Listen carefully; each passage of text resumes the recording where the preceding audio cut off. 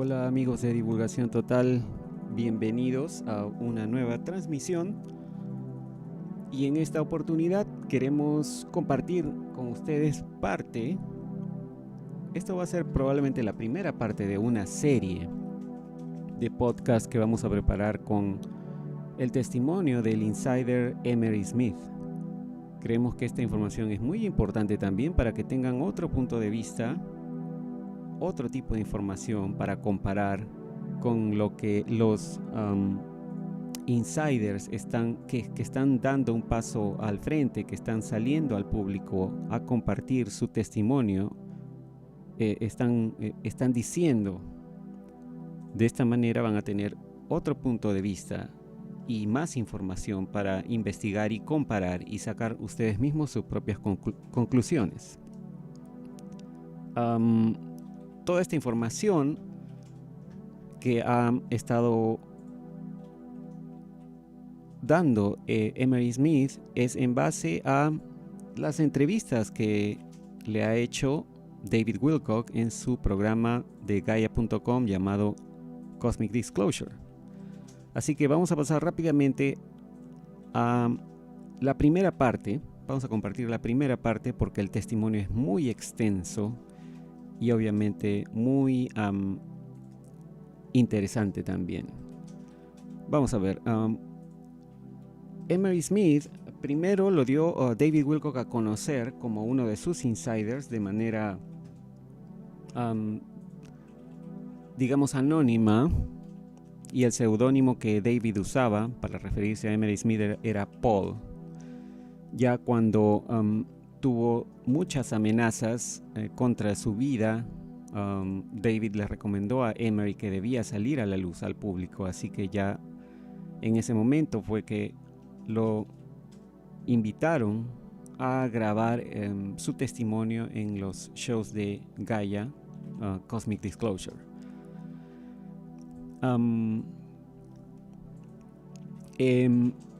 Emery Smith se hizo muy conocido porque fue vicepresidente de una organización que se llamaba CSETI por casi 5 años. Y a través de esta organización fue que lo contactaron, ya que él era un experto ya técnico que trabajaba en tejido orgánico. Y en ese momento en que lo contactaron fue porque un laboratorio en España tenía el cuerpo de un extraterrestre pequeño, que todos ahora en la internet conocen como el extraterrestre de Atacama. CSETI, la organización, se interesó en hacerle una autopsia a este pequeño extraterrestre, y dado que Emery era parte de la organización y con la experiencia que Emery ya tenía en tomar muestras de tejidos y hacer autopsias a cuerpos de origen desconocido, le ofrecieron hacer esta autopsia, y esto es lo que se puede ver en la película Sirius. Los médicos que se ven, y ahí pueden, en estos momentos se están viendo en pantalla, la primera fotografía es de la entrevista de David a Emery Smith y la segunda es de la película Sirius del Dr. Stephen Greer. Los médicos durante esa autopsia fueron el mismo Dr. Stephen Greer, a quien vemos ahí al lado izquierdo, un doctor también llamado Jan Bravo, y Emery era el técnico que estaba asistiendo con la autopsia. Lo pueden ver ahí, está con un mandil celeste.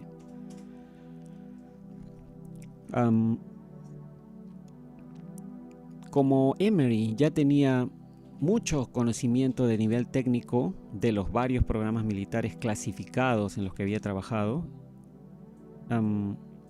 y como había trabajado con mucha biología de tipo inusual, por eso es que le ofrecieron hacer este trabajo. Pero la historia de Emery empezó muchísimo antes, cuando siendo muy joven se unió a los militares. Él era lo que en esa época llamaban un 90252, que es un código. Él dice que no cree que ya se utilicen ese tipo de códigos ahora, pero ese código tiene que ver con ser algo como un técnico quirúrgico. Es la persona que entrega los instrumentos a los médicos pero también él era paramédico y era asistente quirúrgico. Y luego con el tiempo inclusive se convirtió en profesor de todo esto, de todas estas actividades de manera muy rápida. Cuando lo destacaron los militares a la base aérea de la Fuerza Aérea de Kirtland, le ofrecieron un trabajo especial, digamos, entre comillas especial, dice Emery, lo que llaman un trabajo, en inglés le dicen moonlighting, o también se le puede decir trabajo nocturno, ¿no? O es un segundo empleo, que básicamente es un segundo empleo, el cual no solo le provee al empleado, en este caso a Emery, un segundo salario, aparte de su salario del trabajo diario, del trabajo del día, ¿no? Sino también a veces los reclutan para este tipo de trabajos debido a las habilidades que el empleado pueda ofrecer. Ese era el caso de Emery Smith también. Emery en esa época aún era muy joven, dice él, pero era bastante inteligente y bastante maduro para su edad en esa época. Y él estaba fascinado de estar a cargo de, por ejemplo, equipos, ¿no?, de un valor tan alto como de $1 millón, cuando la gente normal usualmente no tiene ni siquiera la posibilidad de utilizar ese tipo de equipos, ¿no? Que incluso equipos que no están disponibles para la población civil, solo los militares lo tienen. Y dice Emery que le dijeron, bueno, Sargento Smith, a usted lo vamos a llamar de esta manera, este va a ser su cargo, ¿no? Pero en realidad usted va a estar haciendo esto otro. Pero igual le vamos a pagar, le dijeron. Básicamente estaba trabajando para programas compartimentalizados civiles, pero él aún era un miembro activo del servicio militar. La gente con la que trabajaba en las áreas o en las alas de operaciones siempre se preguntaba ¿por qué Smith se va siempre al mediodía? ¿A dónde va? Y sus superiores siempre decían al resto, oh, tiene un problema en su rodilla, se va a terapia física, ¿no? Nadie podía entender por qué siempre Emery se iba temprano de su trabajo diario. En la cadena de comando militar, los superiores ya sabían qué estaba pasando, pero también tenían que mantener la situación justificable, al menos de alguna manera, hasta llegar al punto en que le dijeron, bueno, vamos a sacarte de aquí, de tu empleo de día, y vamos a moverte para el otro lado a tiempo completo. Y ahí es que empezó ya trabajando a los programas secretos clasificados a tiempo completo haciendo disección de tejido de origen desconocido. Ahí es cuando fue completamente reclutado para este tipo de trabajo e incluso él también se comenzó a obsesionar con el trabajo que estaba haciendo. Él era muy joven y para él era todo fascinante. Esta base aérea Kirtland, base de la Fuerza Aérea, dice Emery, está en Albuquerque, Nuevo México, en el estado de Nuevo México. No solo trabajaba allí de día, sino también en el trabajo nocturno o de noche. Esto era en los laboratorios Sandia, en Los Álamos, la cual es otra instalación con mucha seguridad dentro de la base aérea Kirtland. Dice Emery, es como una base dentro de otra, con instalaciones subterráneas que van muchos niveles hacia abajo. Dice Emery que ya han intentado asesinarlo anteriormente 3 veces y él pensaba que era debido a la información del extraterrestre de Atacama, pero no tenía, al final se enteró que no tenía nada que ver con esto, sino que alguien se enojó en los programas secretos, se molestó con su renuncia y con el hecho de que saliera del trabajo que tenía. Que trabajaba con 3 laboratorios compartimentalizados, dice Emery, los cuales durante el tiempo que trabajó con ellos, cada uno de estos laboratorios tenía su propio wet team, le llaman en inglés, o se traduciría algo así como equipo mojado. Este equipo de gente son los que se encargan de hacer el trabajo sucio, dice Emery. Las amenazas no solo fueron a él, sino también a un colega suyo, dice. Felizmente pudo librarse de estas amenazas gracias a la ayuda del gobierno norteamericano, dice Emery, unos funcionarios del ejército y de la CIA que lo ayudaron e hicieron una contraamenaza para protegerlo a él y a su amigo, el cual también estaba trabajando en esos momentos con otro ser de origen no terrestre. Y luego de esto las amenazas pararon inmediatamente. Dice Emery que esto fue un evento realmente terrorífico cuando estaba escapando del estado de Florida, huyendo de estas amenazas. Dice que lo llegaron a capturar y lo llevaron en un vuelo hasta uno de estos sitios llamados wet room o habitación mojada, se podría traducir. Y él les preguntaba, ¿pero qué hice? ¿Por qué estoy aquí? Para los que no sepan, un wet room o una habitación mojada es una habitación preparada especialmente que tiene muchos azulejos o mayólicas, como se ponen en los baños. Todo alrededor, en las 4 paredes y en el piso, y en el medio del piso hay un drenaje grande. Y se refieren a que es una habitación mojada, un wet room, porque básicamente la sangre de la persona que llevan a esa habitación es la parte mojada. Básicamente allí es donde llevan a la gente a torturarlos y matarlos, y se le llama wet room porque como está preparado de esa manera es fácil de limpiar después de asesinar a las personas, ¿no? Tiene un drenaje al medio muy grande, muchas mangueras y un sistema grande de desinfección, dice Emery. Emery ya sabía qué cosa era esta habitación, para qué se usaba cuando lo llevaron, y estuvo verdaderamente intimidado y aterrorizado. Dice que ha visto muchos tipos diferentes de wet rooms, pero no para humanos, sino para otras cosas, dice, y otros proyectos compartimentalizados, pero nunca los había visto en Washington, que es donde lo llevaron. Le dijeron, has violado tu contrato, y él dijo, antes que me maten, ¿podrían mostrarme y decirme dónde violé mi contrato? Ustedes saben todo sobre mí. Tienen su propio satélite para espiarme, saben todos mis teléfonos, mis mensajes de texto, todo está vigilado. ¿Qué hice? Dice que lo tuvieron esperando ahí, y luego de 8 horas de haber estado sudando en ese lugar, regresan y le dicen, lo sentimos, señor Smith, era un problema interno y nunca tendrá que preocuparse de nuevo. Disculpen.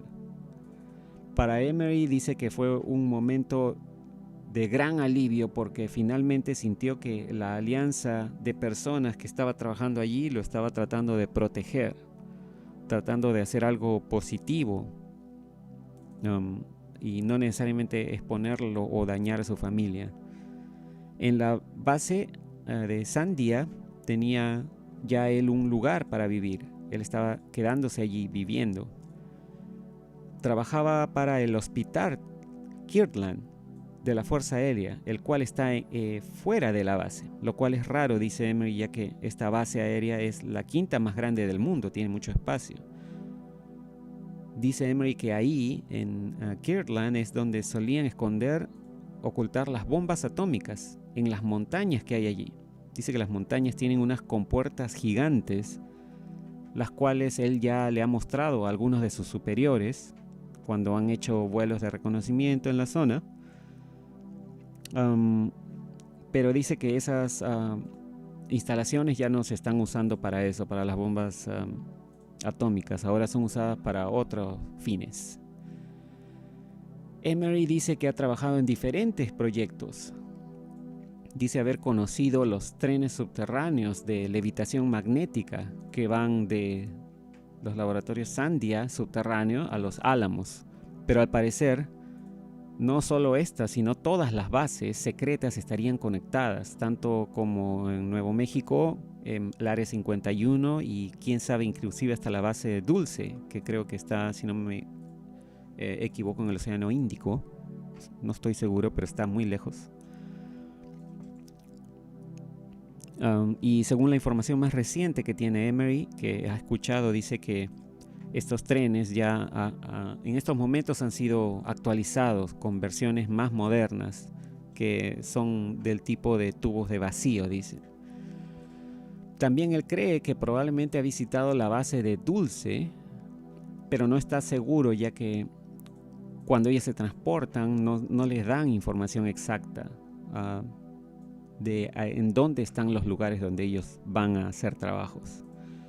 Él vio todo esto debido a los trabajos que realizó para los militares con respecto a regeneración de tejidos. Él ha trabajado en casos donde dice que ha visto naves inclusive que estaban vivas o conscientes. Algo parecido a lo que en su momento describió el insider conocido como David Adair, que dice que vio en el Área 51 un sistema de un generador de energía que en realidad era un ser vivo y era muy grande. Parecía como tener un esqueleto en su exterior y tenía componentes que parecían tejido, pero también tenía componentes tecnológicos, una mezcla rara de tecnología y biología. Dice Emery que justamente él trabajó en un proyecto especial en donde mezclaban tejido con titanio. Lo llamaban integración ósea. Y esto los llevó a los que trabajaban en estos programas secretos a preguntarse qué pasaría si pudieran juntar o mezclar tejido y titanio en un solo material y pudieran aplicarlo a los huesos, convirtiendo los huesos humanos a esta mezcla de tejido y titanio. La persona a la que se le aplique sería lo suficientemente fuerte como para tener huesos casi indestructibles. Y además, si a esto se le agrega la tecnología de células madre o stem cells, como le llaman en inglés, y además plasma rico en plaquetas, lo cual incrementa la densidad de los huesos hasta inclusive 10 veces, imagínense. Esto recuerda inclusive a lo que hemos visto con el personaje Wolverine de las películas X-Men. Dice Emery que no solo vio esto en los programas en los que trabajó y que son conocidos por la gente, estos programas secretos para crear super soldados, sino también en los programas muchísimo más secretos y de más alto nivel, de los cuales la gente o el público en general nunca ha escuchado. Son corporaciones secretas y militares que han estado tratando de detener con estos programas el avance de la edad, por ejemplo.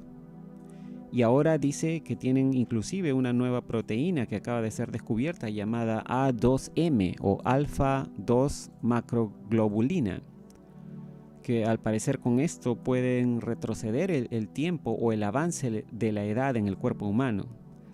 Dice Emery que estima que en aproximadamente 5 a 10 años, o al menos 10 años que le toma a la Administración Federal de Drogas o Medicina, ¿no?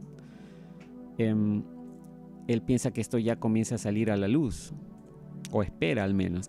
Dice que este A2M es un tipo de inhibidor de la proteasa, que es una enzima, lo cual significa que esto bloquea todo tipo de inflamación, por lo cual el cuerpo se puede curar a sí mismo. Emery dice que todo lo que uno necesita para sobrevivir por largo tiempo ya está en nuestro cuerpo. El problema es que el ambiente en donde estamos viviendo, todos los campos electromagnéticos que tenemos alrededor de nosotros, se está refiriendo a la Wi-Fi, las ondas de celular y todos estos tipos de campos alrededor de nosotros, y además los alimentos que le damos a nuestro cuerpo, él dice que todo prácticamente está envenenado. Todo esto causa que nuestro cuerpo tenga inflamación, dice él. Dice que no importa si has estado, por ejemplo, en un accidente de auto o si has tenido una enfermedad, todo empieza con una inflamación. Cualquier problema del cuerpo empieza con una inflamación. Emery dice que si puedes detener la inflamación de tu cuerpo se curará a sí mismo naturalmente. Esta enzima, el A2M, no la descubrió él, dice Emery. Dice que él fue parte de un proyecto que se especializó en eso, por eso lo sabe y lo conoce. Y está contento de que esta información esté poco a poco saliendo a la luz para los civiles. Ya se está comenzando a comentar en todos lados. Pero, ¿cómo empezó Emery Smith trabajando con la biología extraterrestre? Dice Emery que empezó todo cuando trabajaba en Sandia Labs o los laboratorios Sandia. Dice que la entrada donde él iba a trabajar estaba allí en Sandia Labs, los laboratorios, pero en realidad esta entrada llevaba a otro lado, en otro edificio pequeño. Y esto, la entrada al edificio pequeño, bajaba hasta alrededor de 30 pisos o niveles subterráneos. Y cuando llegó ahí y lo llevaban por los corredores, dice, en su primer día él recuerda que había una habitación pequeña, más o menos como se ve en las películas, ¿no? Que toda la habitación es blanca y hay una pequeña mesa de acero inoxidable en el medio y están todos los instrumentos allí. Y lo escoltan hasta ese sitio, lo acompañan. Entonces llega él allí y hay un pedazo de tejido en la mesa y todo el ambiente es, ¿no?, de aire presurizado y sellado, ¿no? Es como... Y dice que él llega ahí y como cualquier cirujano común y corriente, él se prepara poniéndose guantes, el mandil, la gorra, máscara, lo usual. Y comienza a tomar muestras del tejido, ese es su trabajo, ese era su trabajo y haces, dice Emery, exactamente lo mismo que haces cuando estás en la escuela y tienes tu clase de biología con el cadáver de una rana, ¿no? Y comienzas a etiquetar las muestras que tomas, ¿no? Y identificas, bueno, esto es músculo, esto es una lengua, o lo que sea que estés identificando del cuerpo que estás investigando, del cual estás tomando muestras. Él estaba ahí para tomar estas pequeñas muestras, ponerlas en unos frascos o recipientes y etiquetarlas. Y luego dice Emery que las ponía, estas muestras, en una especie de cajón que había en la pared, un cajón que se abría y se cerraba. Cerraba él el cajón y luego los técnicos del otro lado de la pared tomarían las muestras y eso era todo. Algunos de estos tejidos, dice Emery, lucían como de salmón y otros eran tan extraños que él no tiene ni idea cómo describirlos, dice, eran muy muy extraños. Pero luego de esto, dice Emery, que cada 3 a 6 meses más o menos le daban una autorización de seguridad cada vez más alta.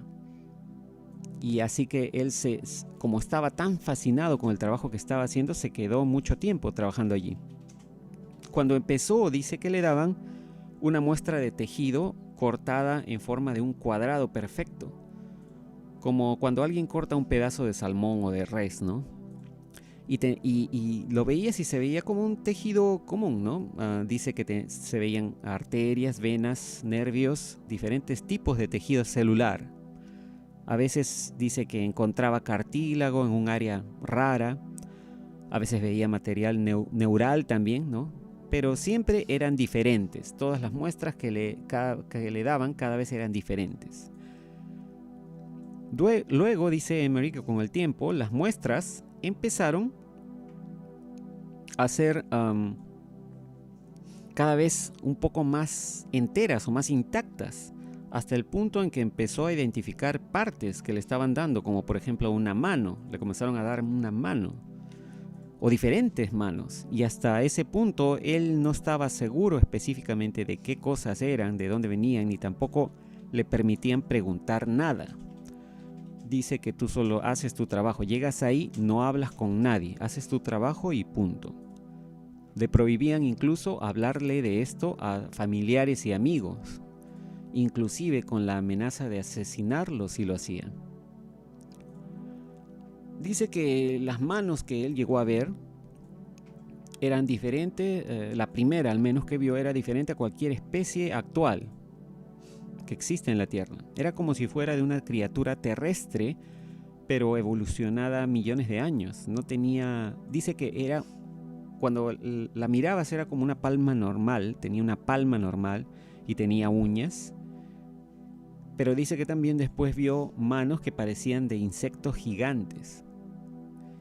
Y no solo estas muestras tenían tejido viviente, sino también habían algunas otras muestras que le dieron que tenían tejido como las de plantas.